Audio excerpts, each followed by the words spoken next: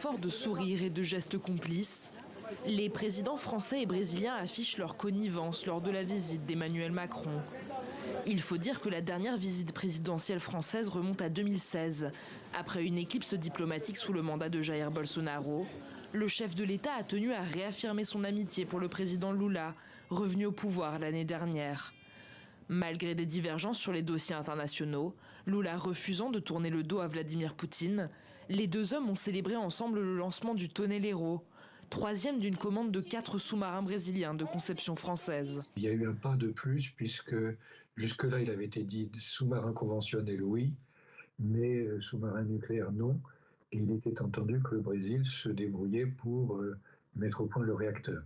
Là, si j'ai bien compris, parce que c'était dans le langage prudent des diplomates, c'est qu'on n'exclut pas tout à fait de donner aussi une assistance dans la mise au point du réacteur nucléaire, à condition que ce soit pour des fins pacifiques, etc.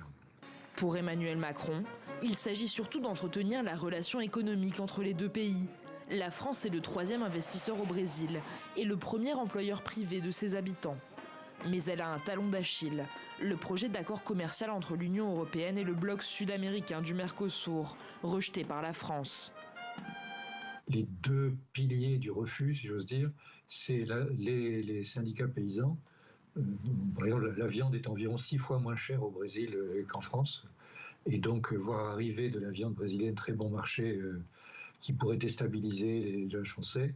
Et d'autre part, les groupes écologistes sont tout à fait convaincus, non sans raison, que la viande brésilienne se fait par la déforestation de l'Amazonie. Emmanuel Macron appelle de ses vœux un nouvel accord, qu'il souhaite plus responsable d'un point de vue environnemental. Un créneau sur lequel le président français se sera largement positionné durant cette visite. Mardi, le président Lula et lui-même ont lancé un programme visant à lever 1 milliard d'euros d'investissement en faveur de la forêt amazonienne.